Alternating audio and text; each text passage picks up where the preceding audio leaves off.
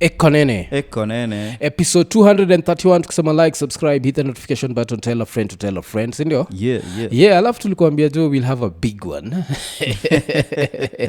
So tuliamua do the piki ponky way, but this time instead of guessing about the law, we decide to discuss the law with the advocate WILLIS OTIENO. Of course, most of us know WILLIS from the Supreme Court proceedings that happened last year, sindio? Yeah. So WILLIS, how are you? I'm fine, thank you, Mafrika. Yeah. Thanks for hosting me. Yeah, it's always interesting to address a lawyer because I don't know if lawyers are misters, they are doctors. Like, what are lawyers? How is someone supposed to respectfully Refer to a lawyer. refer to a lawyer? My learned friend. Oh. But for you are not learned, so you just say Mr. Tieno. Or Tieno. For me, I'm easy. You just call me Willis. Yes. That is the name that I've been known by since childhood. Yeah. But respectfully, want to call a lawyer, Mr. is the only prefix. Yeah. Or Miss for a lady. Oh, okay. Mr. or Miss for lady. Okay, because and most of us discovered you in quotes last year. But how long have you been practicing law? I've practiced law now for, this is my 14th year of practice of law. Yeah. Previously, I've worked on governance issues. I worked on NGO, 3 NGOs actually. Yeah. The last NGO that I worked in, we were dealing with elections.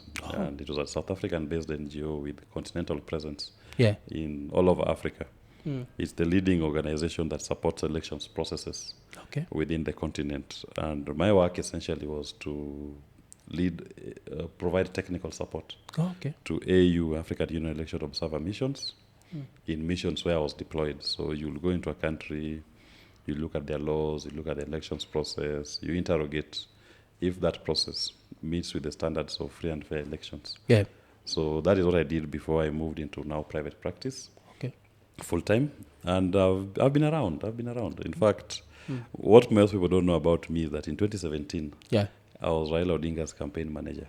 I was the one in charge of the NASA campaign secretariat in 2017. And I do believe we did a wonderful job in terms of mobilizing enough support, protecting the vote. And when that vote was stolen, we were able to demonstrate at the Supreme Court in petition number 1 of 2017 how the vote was stolen on the server and also on the forms. When the forms were actually finally scrutinized. In fact, in that election, I was the one leading the NASA team that was overseeing the scrutiny of the election forms as was ordered by the Supreme Court. And I can tell you, the full story of that scrutiny has never been told.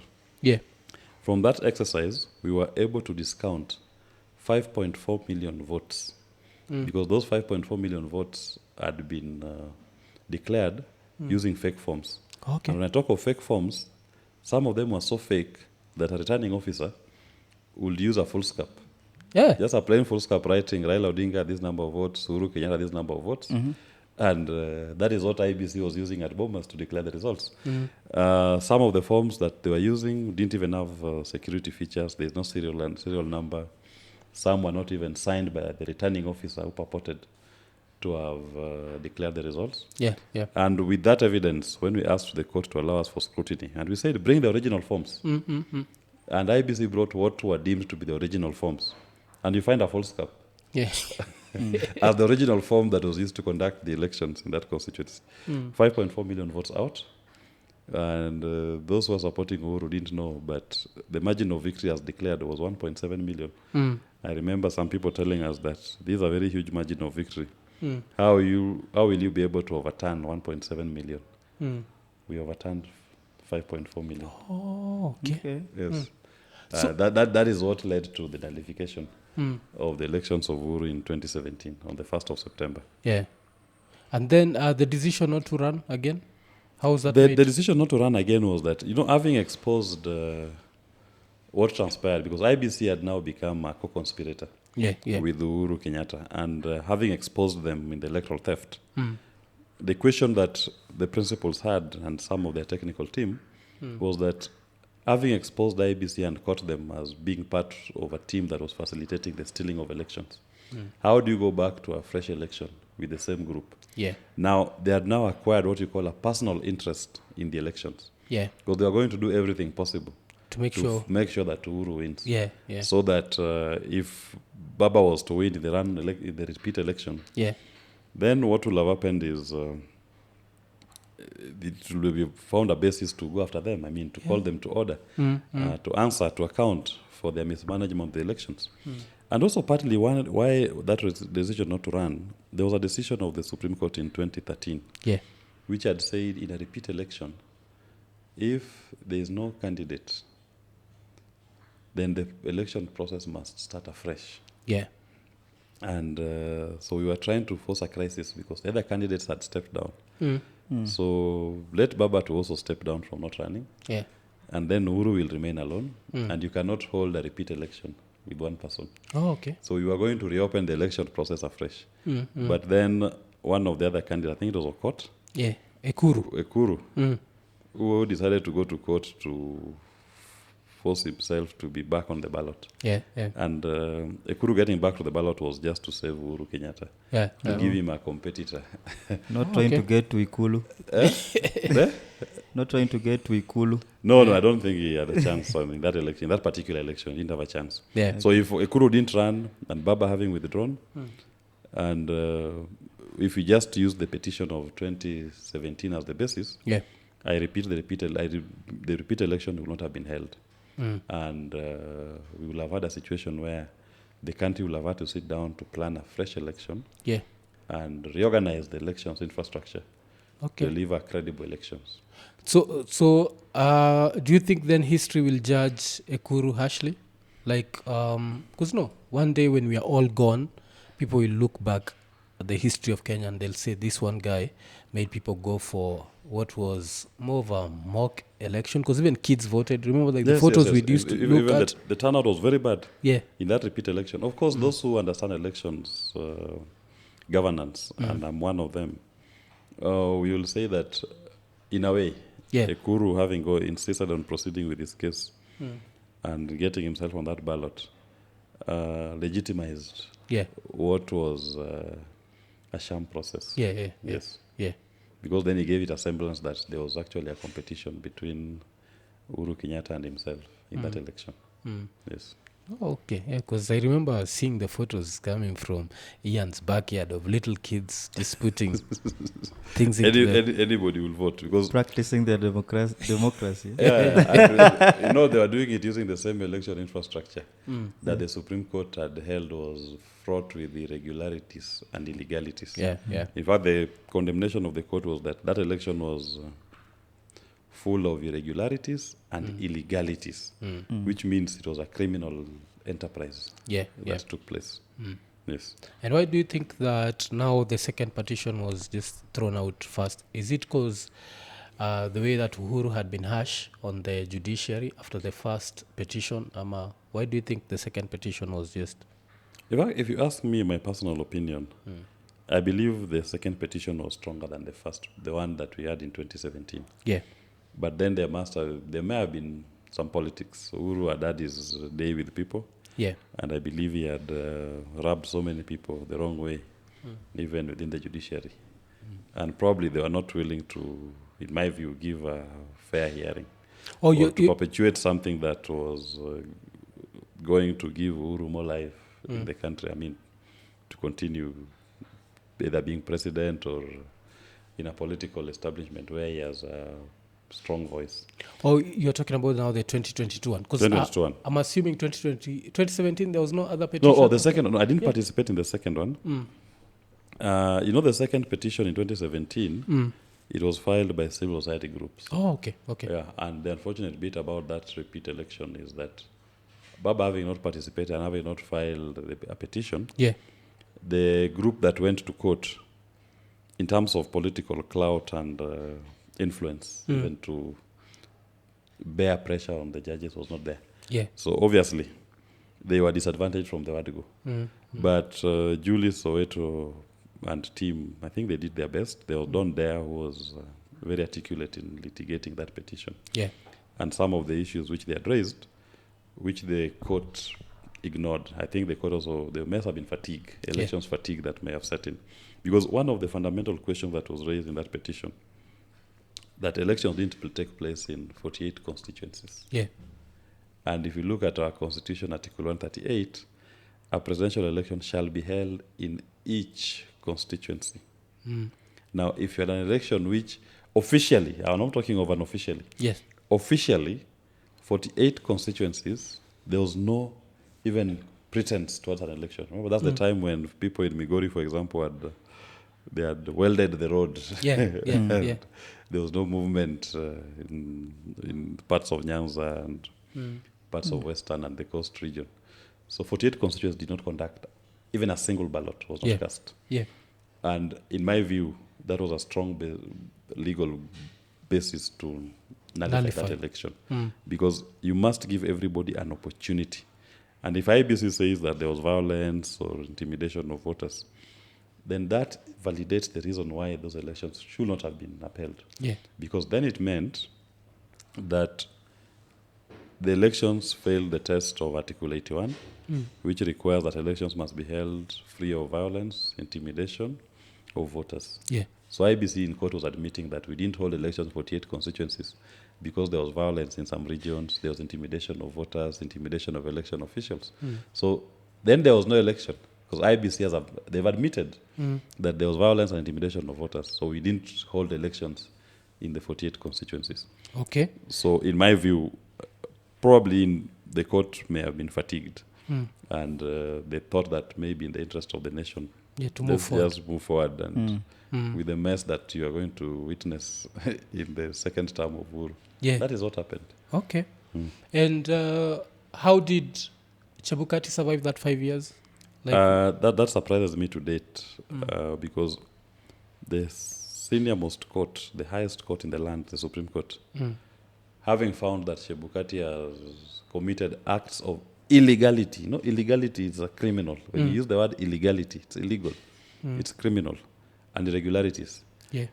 How the system did not pursue the matter going forward and institute criminal proceedings against him surprises me to date. Yeah. But in a working or a functional democracy, Chebukati will have been a very good subject of criminal court number 1, Chief Magistrates Court Milimani, charged with election-related offenses. Yeah. But I think political expediency, having delivered to Uhuru Kenyatta what Uhuru wanted, probably they didn't see the need to institute criminal proceedings against him. Yeah. But then, as they say, kikulacho kinguoni mwako.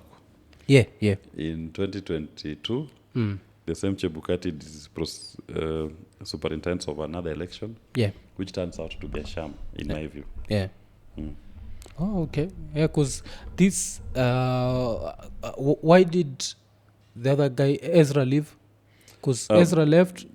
Ezra left. In fact, some of the questions which were raised in when Ezra was leaving, because Ezra left before the second election was held. Yeah. And one of the grounds for his suspension, he was suspended first. Oh, okay. By a letter written by the commissioner, signed by the chairman, Chebukati himself. Yeah. They had raised the questions of the vulnerability of the election system, Yeah. the ICT infrastructure which was deployed. In fact, in that memorandum, Chebukati specifically mentions that there was interference with his password, his login details into the server, and that there were changes which were made on the election servers that were used for that election. And he was asking Chiloba to respond to those allegations. Not even allegations. Yeah. These were findings by by the commission itself to respond to how this happened. Chiloba was not able to, in my view, adequately respond. They subsequently decided to terminate his employment. He went to court and he lost the case, I think. Okay. Yes. Oh, and that's how he found himself at He found himself in the cold. Then after some time, again, this country rewards mediocrity. Once somebody has messed up the most important sovereign duty of the nation, he was rewarded to CAK. Okay. And as they say, a leopard does not change its spots. At CAK also you saw the allegations which have been raised against Chiloba, which led to his ultimate sacking by the board of that CAK. Yes. And also to be, because at that point, he was the CEO of IBC? Yes, he was the CEO, the secretary of the commission. A CEO does not have to be a lawyer, or he also has to be a lawyer? No, a CEO does not have to be a lawyer, but Chiloba is a lawyer by training. Oh, okay. I think Marjan, the current CEO, is not a lawyer. Oswago was not a lawyer. Okay. I think Imi went to law school later in the day. Before Oswago, the acting CEO was Kihara from the office of the president. Yeah. It's not a lawyer. So the CEO doesn't have to be a lawyer. It just has, I mean, law is just one of other qualifications which a person may have to serve as the CEO of IBC. The only person who by law must be a lawyer is the chairperson, yes. Yeah. All the other commissioners don't have to They don't have to be lawyers. Okay. Yes. But so now what happens when the deputy chair is not a lawyer? There's no succession, like this one comes out No. then? In fact, after Roslyn Akombe resigned from IBC, there was a move that was because there was pressure. In fact, there was fear at that time that Chebukati was going to resign. Yeah. And the Jubilee Parliamentary Group decided to quickly pass amendments to the Elections Act and the IBC Act.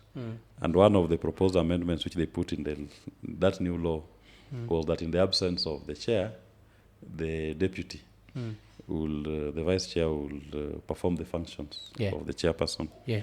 Katiba Institute went to court challenging because the constitution specifies the qualifications of a chairperson of the commission.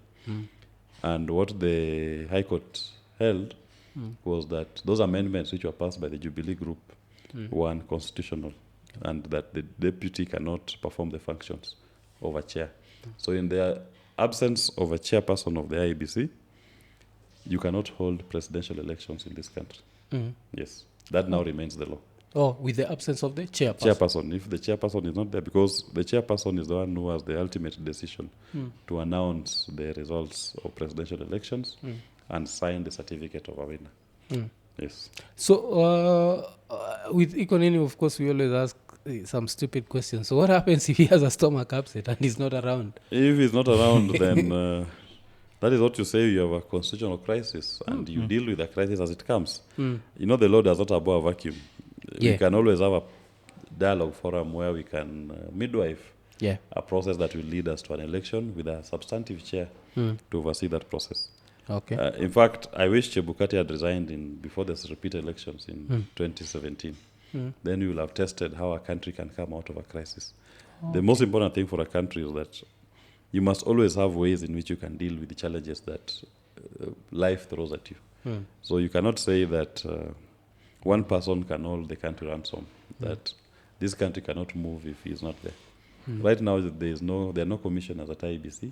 And life goes on. It's not like the life of Kenyans has stopped. The only thing is that there's too much pain emanating from Kenya Kwanza's failed economic policies. So now we fast forward to the second, now the 2022 petition. You say that it was a stronger case than 2017? In my view, it was a stronger case because, first and foremost, if you look at 2017, IBC approached that case as one unit.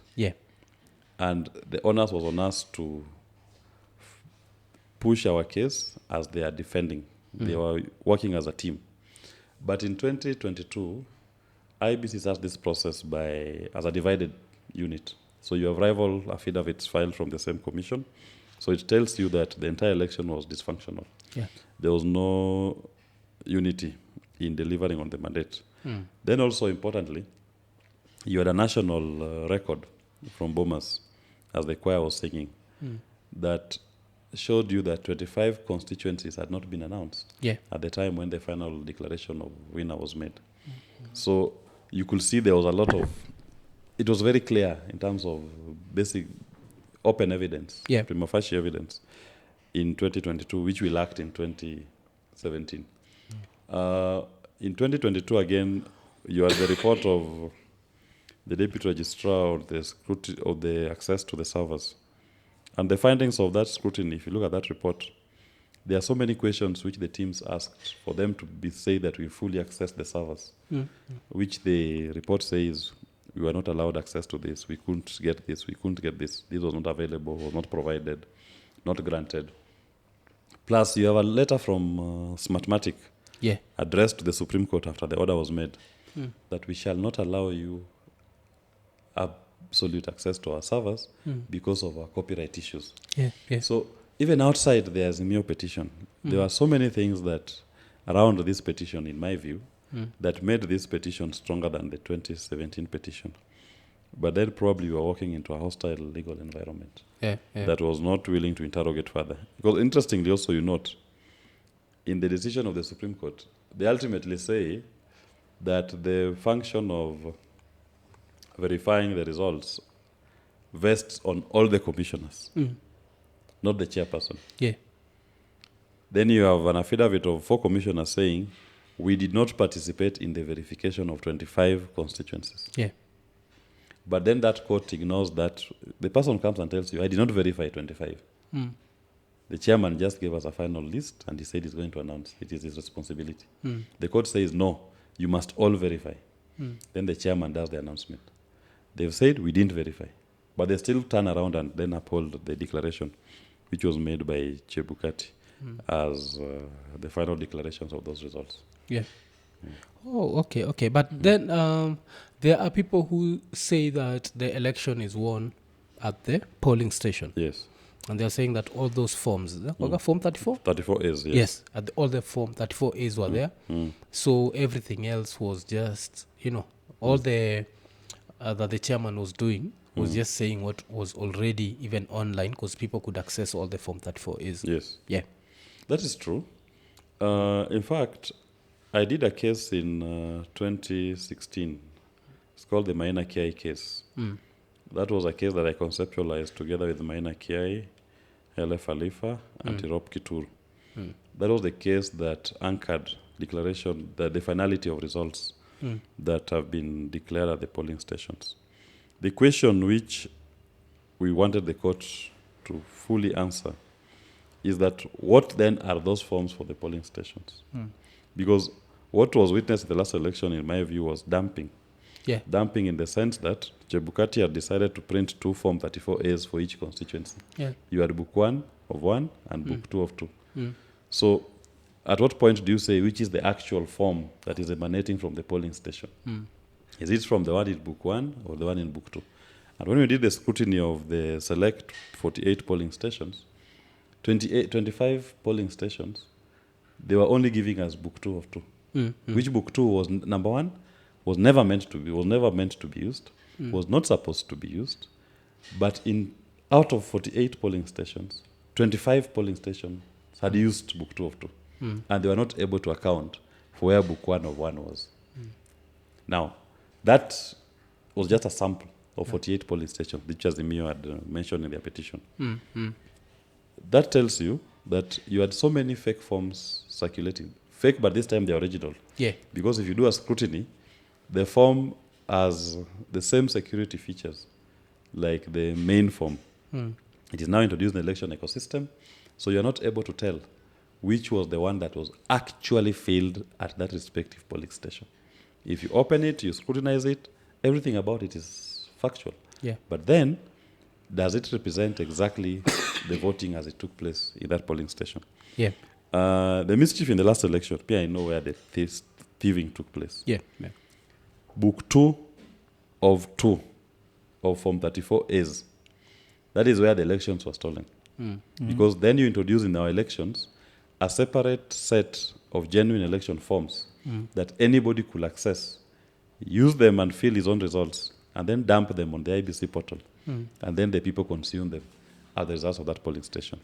My take of it is that going forward as a country and as a carryover from the Maina Kiai case, we need to be serious about polling station results being final. And IBC should not act like it has superior knowledge and it is the most fair election body that should on its own be the one receiving these forms. What we should be doing is very simple. From the polling stations, all these forms go to the constituencies, accompanied by the agents, the clerks, the presiding officer. And the constituent returning officers do open tallying of the forms in their respective constituent tallying centers, in the presence of the agents, the clerks, and the POs. Let us have a live streaming from all the 290 constituency tallying centers. How the returning officer is doing his open tallying. When he's done, he says, these are my presidential results for my constituency. Yeah.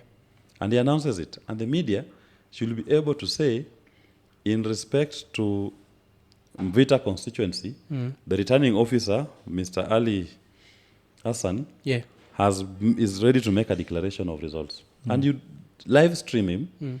He is reading for us. Jimmy Wanjigi has gotten 500 votes. William Ruto has gotten 2 votes.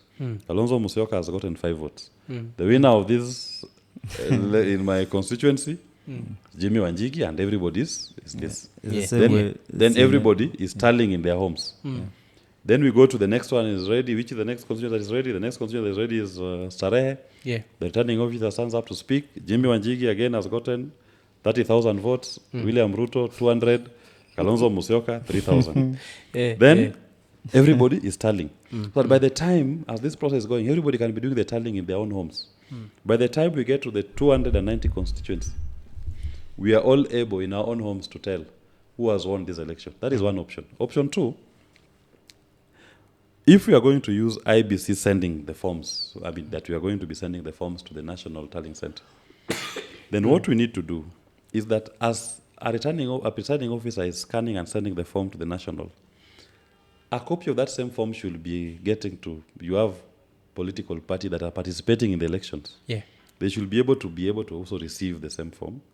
They should be able to access the back end to see which form is coming and where it is coming from. And these things should be secure, that I should be able to tell, when just read the document, you can be able to tell the geolocation of where the form is being transmitted from. So that if somebody is sending you a form from Mombasa Road and is claiming that form is from Tana River, you will tell, no, this is a created form, you push it on the side. And look at, for example, the American elections. The elections takes place on the 20th of November of the 4th year. On the 21st morning, in fact at night, you know the results. The president-elect will stand up and will give his acceptance speech. I accept your election as the president of the United States of America. Do you know the election management body sits on the 4th of December to formally receive the returns, to tally them, and make a formal declaration of who has won that election? Yet on the 20th of November, because it was being done openly, everybody in their respective states, they were doing the tallying, counting, tallying of results, and they're able to tell in this state, Obama has won. In this state, John McCain has won this number of votes, has won this state. So you are doing the tallying. And Obama is addressing the nation before he meets the Chebukati of America. And immediately Secret Service moves in and start protecting Obama as the president-elect of the United States of America. The formal declaration is made on the 4th of December, almost 2 weeks after, from the date when he made his acceptance speech as president of the United States of America. So we need to get to that stage, that nothing stops us, because all these 290 constituency tallying centers are accessible to all media.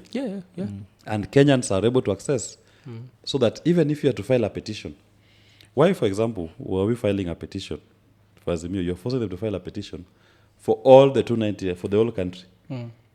Reduce the dispute to a particular region, so that Azimio will be saying, the declaration being made by the returning officer in Tharaka-Nithi, we have a problem with it, flag it. The declaration being made in North Horr, we have a problem with it, flag it. So you file your petition limited to specific constituencies, not just filing an entire petition. Then you start now looking across the entire country.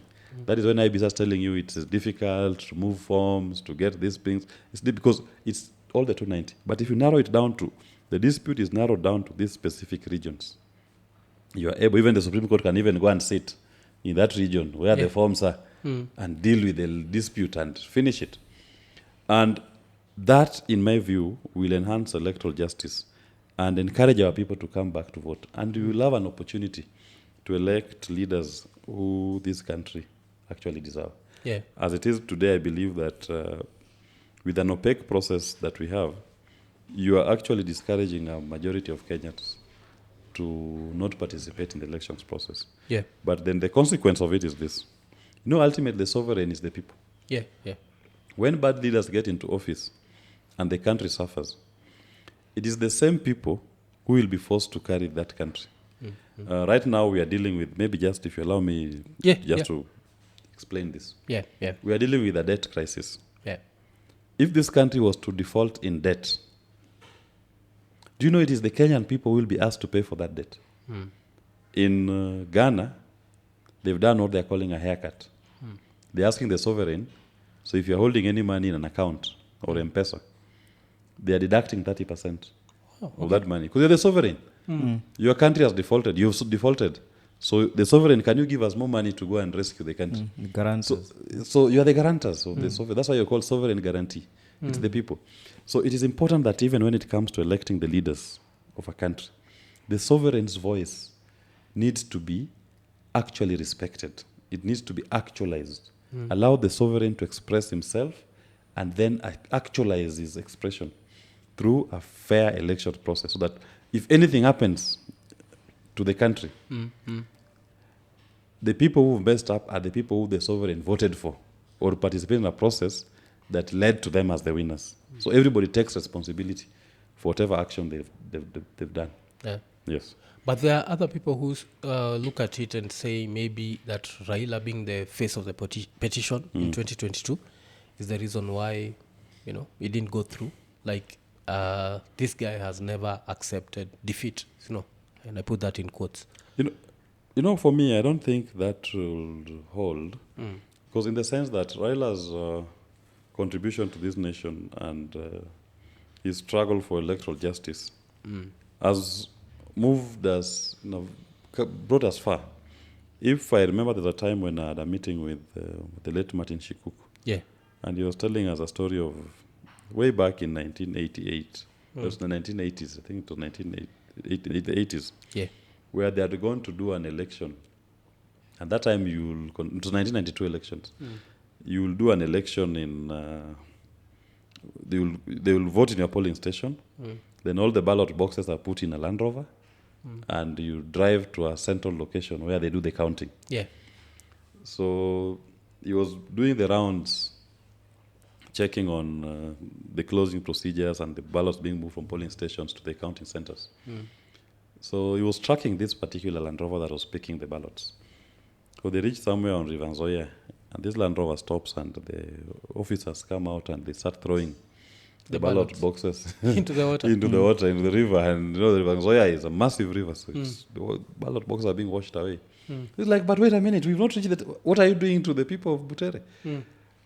And within no time, another Land Rover arrives with a new set of ballot boxes, and they start reloading the fresh ballots. So, and he's protesting, and he was being shoved, pushed.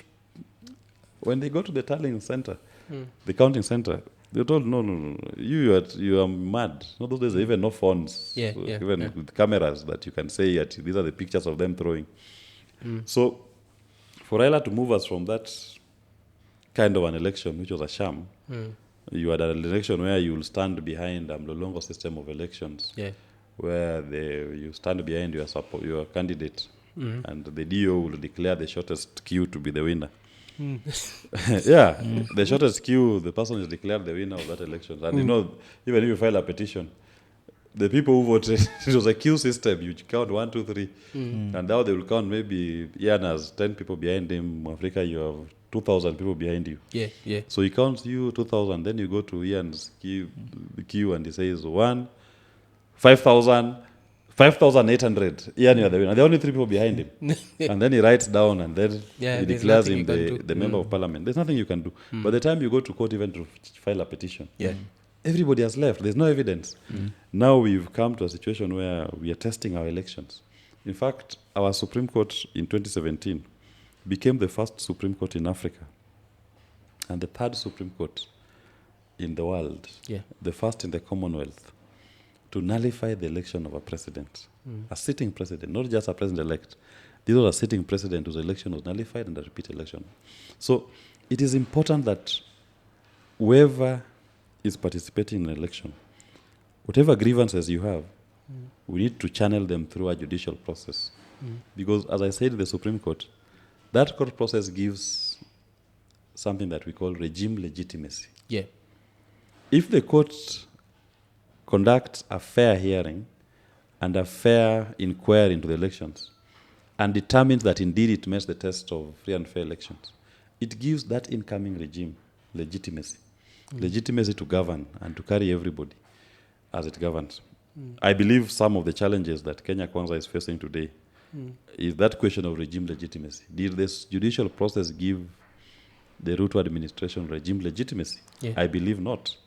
That is why today you go to the Supreme Court, to the Chief Justice's Twitter handle. She has deactivated all the comment section. Oh, okay. You cannot post a comment on the Chief Justice's Twitter handle. Why? Because Kenyans were expressing themselves on a Twitter. Anything she will post, even that is advancing the cost of justice, good for the country. Yeah. The comments will be abusive comments, matusi, negative comments, and I think for good order she decided, let me just stop. I mean, this negative energy cannot come to me every day when I'm trying to deliver on access to justice to the people of Kenya. Yeah. But it failed to give regime legitimacy. So Kenya Kwanza has never carried the people of Kenya as one in its programs, in its plans. And that is why constantly, every morning, there's a new fighting spot between the government and the people. Yeah. We are on a constant fighting mood. This regime has never gotten the legitimacy from the people of Kenya.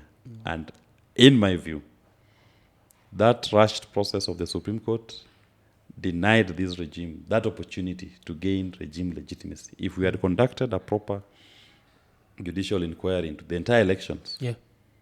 Myself, for example, I was a running mate to Jimmy Wanjigi in the last election.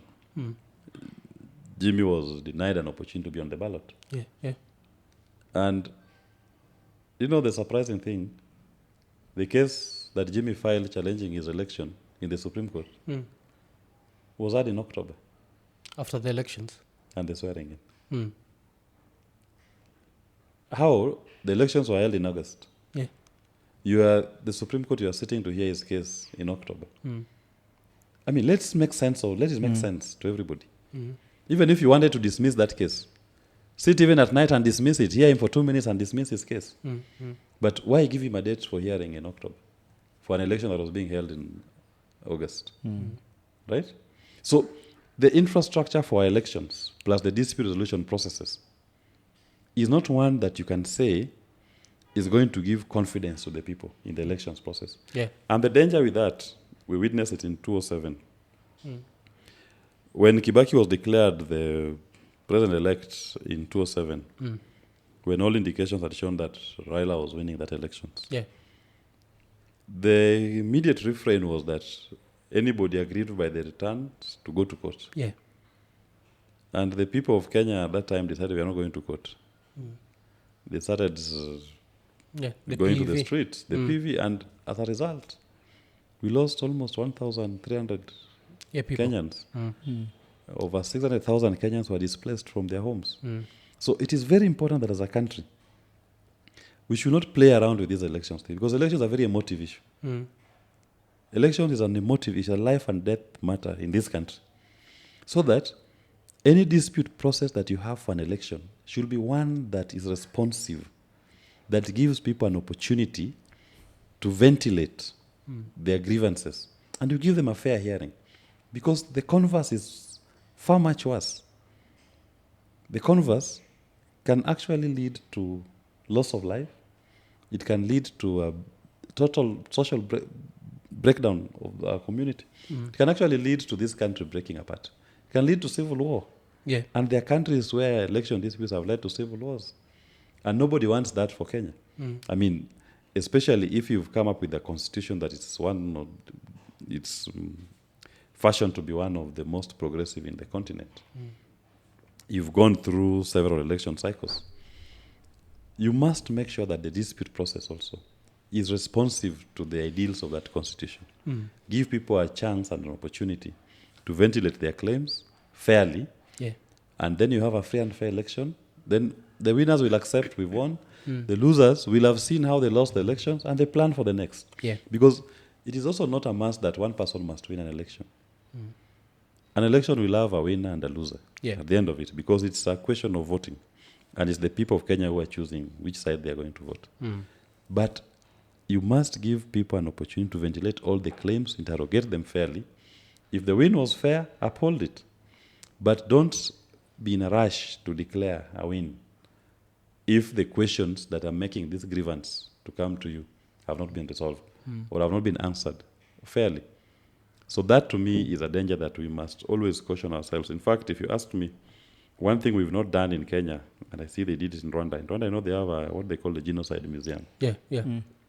And part of a truth justice process normally is the question of documentation. And when you do documentation, you also create, you immortalize whatever happened as a reminder.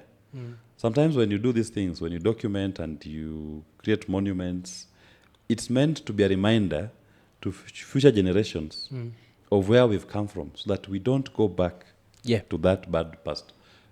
We've not documented enough, in my view, the experiences of the PEV period.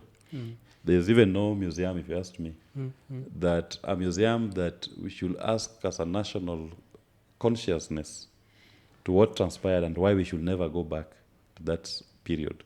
Boniface Mwangi tried coming up with a pictorial. But then you see, that is just in his own private space.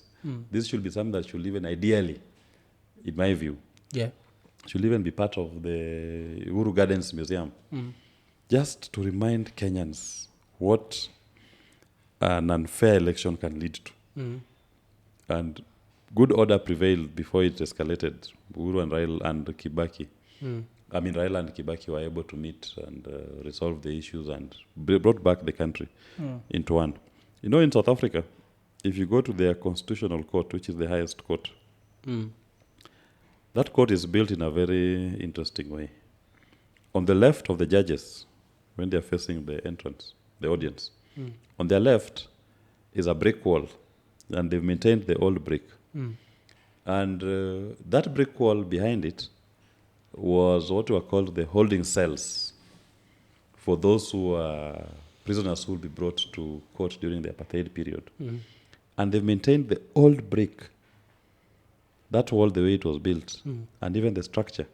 So it is on the left that when the judges are sitting, anytime you look at the left, it must remind you as a constitutional court where they've come from as a country. We had a time when holding a divergent political opinion led to deaths and people died here. That wall that you're seeing, that tower that you're seeing on the represented by the brick wall, hundreds of South Africans died in that tower. So as a judge, when you're sitting here, be very careful that people were denied justice because they came to those courts and they were denied justice. They ended up dying. South Africa was traumatized, and they are still traumatized to date because of those injustices. So it's a stark reminder to the judges. So even us as Kenyans, sometimes we need to document and immortalize some of our experience in elections, just to act as a stark reminder to duty bearers. Because in my view, I believe that sometimes our duty bearers seems to forget why we are where we are. You know, remember, if you look at part of the outcome of the Kofi Annan talks in 2008, was a new constitution. And that new constitution opted to retire three people. No, three people.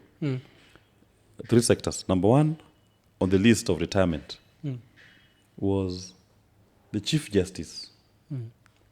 The Chief Justice Gisheru was forced out of office by the people of Kenya in the Constitution. They specifically provided the Chief Justice in office, as at the date of the promulgation of this Constitution, shall cease to hold office 3 months from the date of enactment. We retired him in the Constitution. He still had maybe another 4 or 5 years to serve as Chief Justice. Yes, he was retired in the Constitution. Of course, obviously, because of the events of how he conducted himself in 2007, 2008. The Attorney General, Amos Wako, was also retired within 6 months. The commissioners who were serving were also retired. So, but we are forgotten. When Chebukati conducts his piki ponki elections, he's forgetting that we got IBC out of ECK because of how Kivuito conducted the elections. When Martha Koome conducts his proceedings the way she did, she's forgetting that we got the Supreme Court out of an experience of 2007, 2008, that led to the retirement of Chief Justice Evan Gisheru. Right?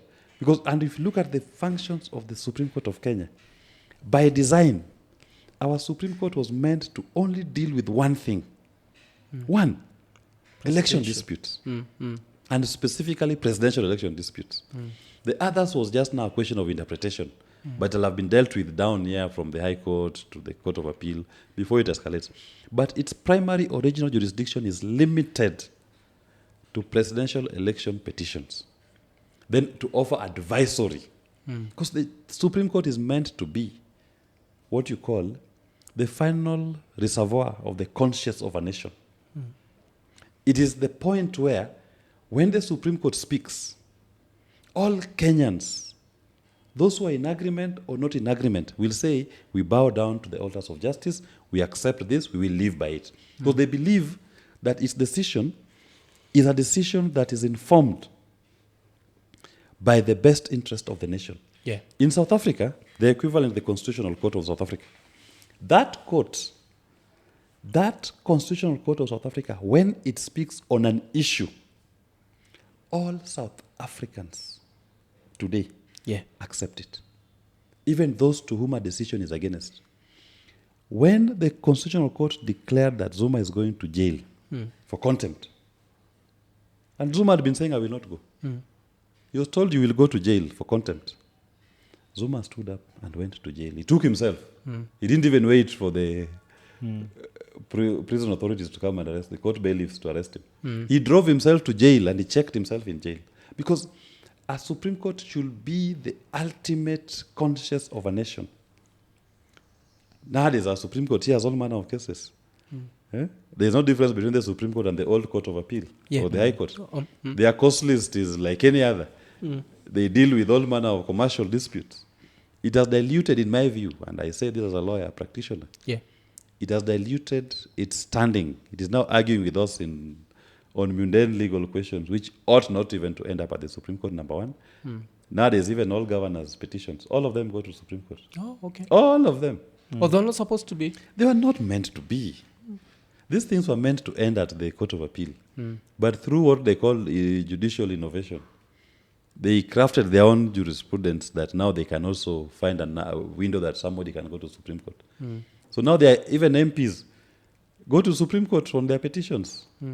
So we've diluted the standing of our Supreme Court. If you ask me, in my view, this is my professional view, this is my personal view.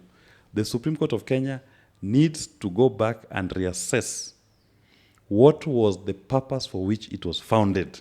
It is not like we didn't have a judiciary when this court was founded. We had a judiciary. And the problem was Kenyans had significantly lost faith in the bulk of that judiciary. So there was a need to create a new tier. And there was hope that this tier of court system was going to be shielded from our everyday arguments. Now there's no difference. They start arguing over form and form over substance. Oh, you did not file this. Which jurisdiction did you invoke? You didn't write 163A or B. You didn't do... I mean, in my view, that is ultimate pettiness. You're undermining the very reason why that court exists. That court is supposed to be the conscience of our constitution. That when ultimately it speaks, all Kenyans, irrespective of what they take of that decision, they will bow down and say, we respect your decision and we believe you've shown us a path. We'll follow it. Not just respect and disagree. They'll say, we respect it, you've shown us a path, we will follow that path that you've shown us. That is not happening today. Yeah. And then maybe the last thing I'm going to ask about these elections is, what's the justification that's normally given to maybe you as agents? Like you said, you're an agent in 2017, and this time where results take like 2-3 days to reach, because I've not been in any part of Kenya where there is no network. They claim there is no network, but people will call you, hey, nirushie M-Pesa. There's always network for M-Pesa, but never network for election results. Forms. Yeah, election forms. Let me, it was a good question you've asked. Let me tell you this. You know, by regulations, every polling station in this country has a maximum 600 registered voters per polling station. Maximum. So the most populated polling station has 600 registered voters. Others may be less, maybe 200, whatever, but maximum is 600. Yeah. In the same regulations, the first count is the presidential vote. The first count. Now, polling closes at 5 p.m. Yeah. Give or take, for every polling station, give or take, another 1 hour to rearrange the room for the counting to start. So give or take, if they close at 5, by 6:30, let's say by 7, by 7 o'clock, I believe all polling stations in this country will have started counting the presidential ballot. Yeah. By 8 o'clock, even if you are counting at slow pace, because there are only 600, Yeah. remember, 600 voters in that station. By 8, even if you are counting them 1, 2, it will take you maximum 1 hour Yeah. to count 600 votes. Right? So I believe, and even if you are going to write in slow motion, Yeah. by 9 p.m. On election night, by 9 p.m., across the entire country, all the polling stations have concluded the presidential counts and they have the results. What happens post that is this, in my view. It's what is called now a manufactured delay. Yeah. Cooking the numbers. That's now the cooking of the numbers. That is when form swapping takes place. Lights That is go when out. massaging, lights go out. People start massaging figures. Because I believe that by midnight of election night, there's somebody in Kenya who sits somewhere who has known the results of the entire elections and has known what votes everybody got in. But here you are waiting for 3 days to know something that was concluded at 5 p.m. the previous day. It doesn't make sense. So all that is just, in my view, those are just shenanigans that are meant to undermine elections. Those are just opportunities for unscrupulous people to disenfranchise the voters of our country. And they've succeeded in many ways. And we take it as normal. We start explaining 3 days. 3 days that, network Na form issue. haijafika network. It is remote. There were many voters on the queue. There are no many. There are 600 maximum. Don't tell me at Istare the voting station had many. There are nothing like many people. By regulations, each center had station had 600, and it's uniform across the country. Tell me that part of the country, that polling station, and if IBC was being fair, they should give you this information in advance. The following stations will not be able to give us results By 9 p.m. Yes. because of network issues. And you give us the list of all those polling stations and the registered voters in those polling stations. Yeah. So that we are going to say, these are the polling stations. How many registered voters are in those polling stations? They are 1 million. So, okay, put 1 million aside. Let us know by 9 p.m. What the other 21 million Kenyans, what their votes How are. they voted, yes. How they voted. Yes, yeah. Then, depending on the outcome, we will wait for the 1 million to tell us who did not have access to the servers, to the network or all. We'll hear theirs later. But there can still be mechanisms through which these things can be done. But they're not just interested. Yeah. There's technology that will be able to transmit, even using satellite phones, that information as you wait to get the forms to be accessible. But they're not interested. So they create, that is always what is called the rigging avenue. So it is left hanging. Because it gives us the time to balance the numbers, Yes. make the numbers make sense. Yes. Yeah. So that, and as they're saying that, remember they're saying that network issues, they don't give you where network issues. They'll tell you somewhere in Siaya, somewhere, some are hanging in Baringo, some in Marsabit, Mandera. But they don't tell you exactly which polling station. So if you tell me Siaya, which polling station in Siaya can you tell me does not have access to network? There's none. And even if it does, we should be having these conversations before, so that for these particular polling stations where we've identified, what contingency measures have we put in place to make sure that their votes will be able to be transmitted within the time that we've given.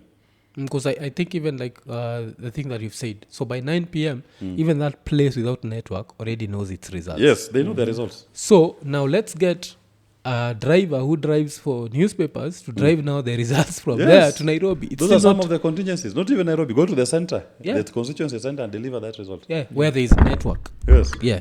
So it's a mockery, and what I normally find like surprising is the fact that Kenyans think this is normal. Like, we've not gotten results after 3 days because of And network. you accept it. Yeah. Which network? It's madness. Yeah. You know, and in fact, if you look at the last election operation plan, for the presidential, for the main general elections, IBC, do you know, hired how many vehicles? 50,000 vehicles. Yeah. Oh, okay. Yeah. 55,000 in particular. How many polling stations? 53,000. That means And I'm talking of polling stations, not polling centers. Yeah. And you can find a center like Uru Gardens here, has 15 polling stations. IBC hired 50,000 vehicles. Tell me, what are these guys talking about here? How can you hire 50,000 vehicles for 53,000 polling stations? And results Yet take 3 days. centers were sharing vehicles. You had certain centers where one vehicle was moving from center A to center B to center C before they're sent. And yet they cannot deliver for those so-called far-flung, non-networked polling stations. Of course, all those, number one, people get into elections, an opportunity to make money. People hire vehicles on paper just to make money out of our elections. They are not designed to deliver credible elections. And that is why if you go to the world today, the Kenyan vote is the second most expensive vote in the world. The second most expensive vote. For no reason. For no reason. And yet the value of the outcome of it does not guarantee you a process that Kenyans have confidence in. Yeah.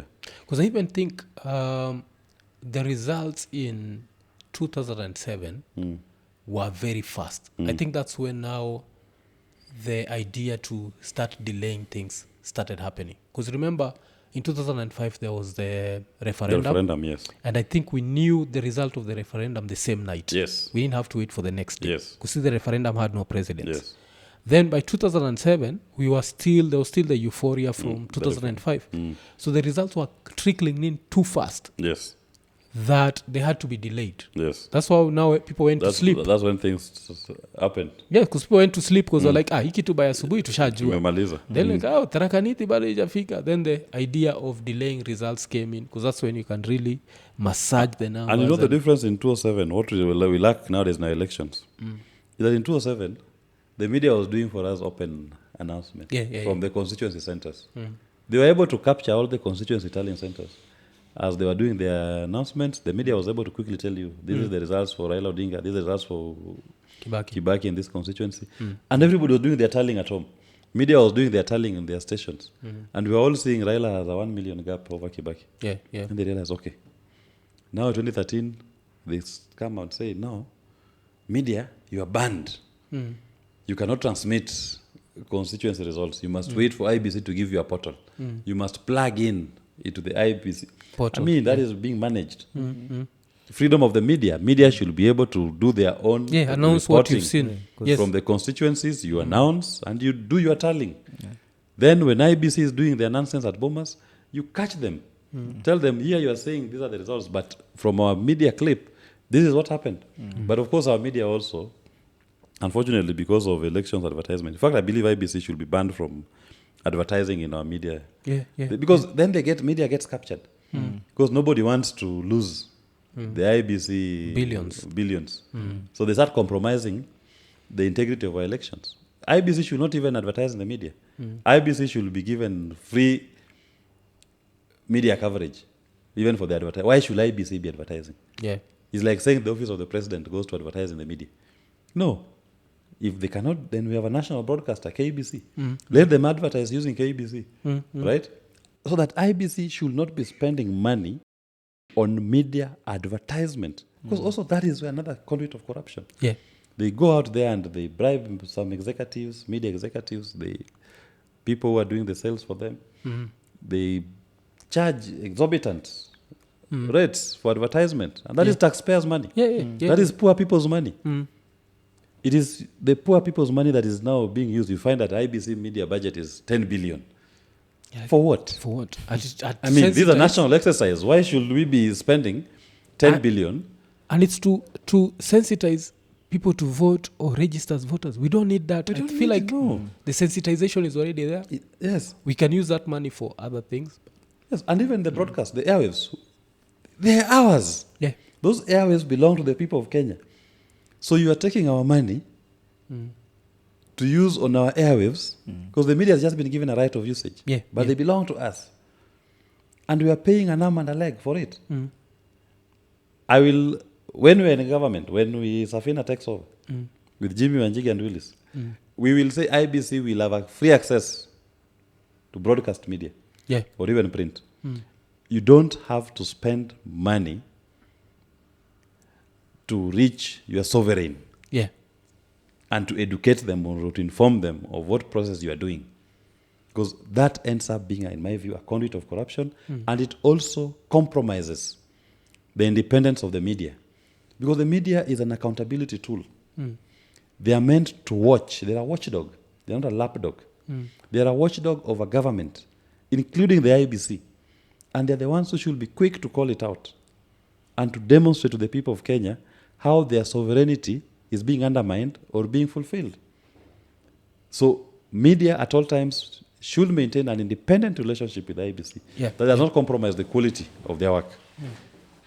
Oh, okay. I was wondering if you watch American elections, I can't even tell you any election officer, but I know of Blitzer, CNN. Yeah. Normally the first person to call it out. They You call have down a the major elections. projection. Yeah. Exactly. And they say, as per our projection, Obama is the winner. Yes, and they call it. Yeah. Folks can take forever to do the calling, but ultimately, even them, they call it. Yeah. But now, what do you think can be done? Is there anything that can be done for this nonsense of 3 days to end? Because I feel like if the results could come in very fast, it's going to make it harder to rig. Because now manipulating the numbers becomes super hard. But if the results are coming that slow, and this is not about Ruto or Huru or Kibaki, it's about Kenya as a country. Yes.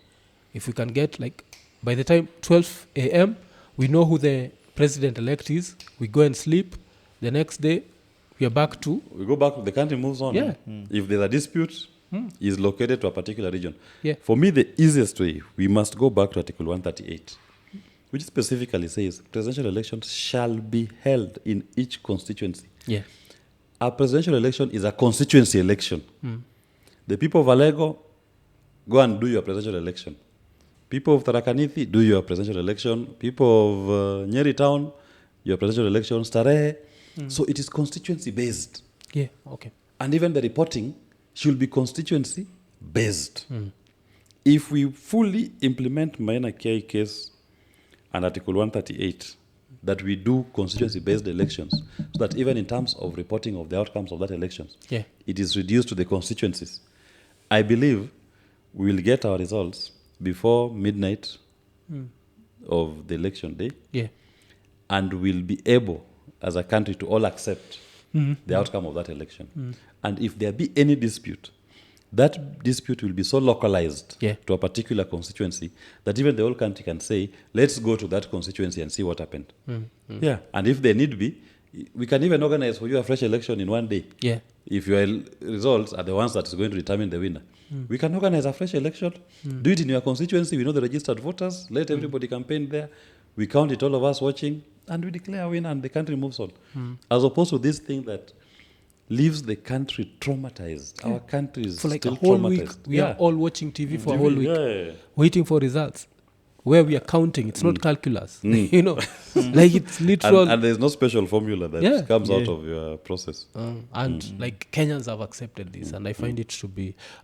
So another thing that also I didn't ask you, why did you say, like even at the Supreme Court, that Chebukati did Piki Ponki? Where was this Piki Ponki? Okay, this thing came about, when we were young. When you started nursery school, there was this nursery rhyme called Inky, Inky, Donkey, Father had a donkey. Yeah.